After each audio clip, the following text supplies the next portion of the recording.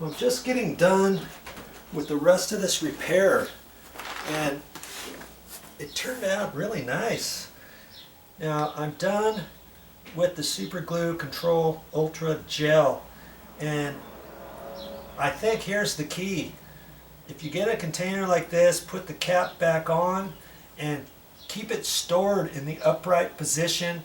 Try not to get it laying down or upside down, because everything's going to flow up this way. It's going to clog up your nozzle, and it might dry from here all the way down. So I'm hoping storing it like this, maybe just the small tip is clogged, or hopefully it can be pushed down, or if you have a needle or something, after a couple minutes you can clean out the tip as it's drying, let's say, and then next time you need it, your tip's going to still be very small. Worst case scenario, you have to cut just the very end of the tip off to get it free flowing again. Okay. Now, I don't think I have a needle with me. I mean, I do have my scratch awl. I guess I could try to do that, but it's too big. It's really too big for that. Okay. I need a needle or a very small safety pin, something like that, to clean that down. But I'm going to store it in the upright position. And this one, granted, this one was really old, and I think at the end I stored it sideways or upside down or something. That's why the whole arm of it, the whole nozzle was dry. Okay. Alright, now all I have to do with that is put it back up, take a quick look at it. Everything looks pretty good. If anything, there's just one little spot over on the arm that I could hit, and it really looks to be in pretty good shape.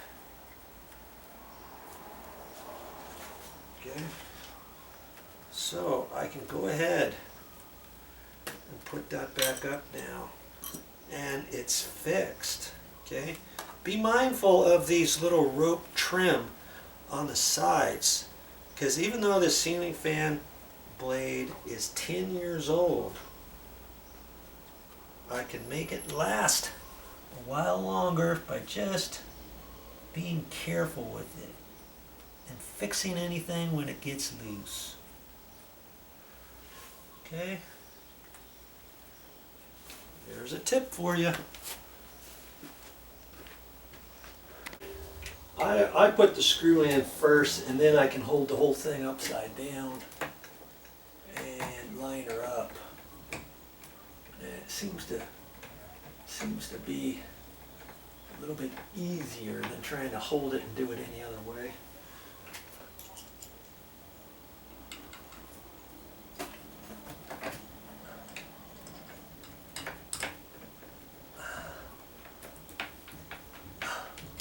Make sure you get them snug. And since I'm up here, I'm going to go ahead and check the other ones. I've got a little bit of a turn in a couple blades already. You leave it too long, and when these screws start getting loose, it starts flapping this up and down, and then your ceiling fan will start wobbling, and your blade could fall down. I've actually seen one of these blades fall before, and I couldn't find both screws, not on this ceiling fan, but one kind of like this. Doesn't take much, you know. I just did a little bit of maintenance on that, nice and easy to do. Let's get this turned back on. Before, when I came in this room, I had it on just like this, and I could see the rope trim that was loose just dangling with it going this fast. Now, there's nothing there because it's fixed.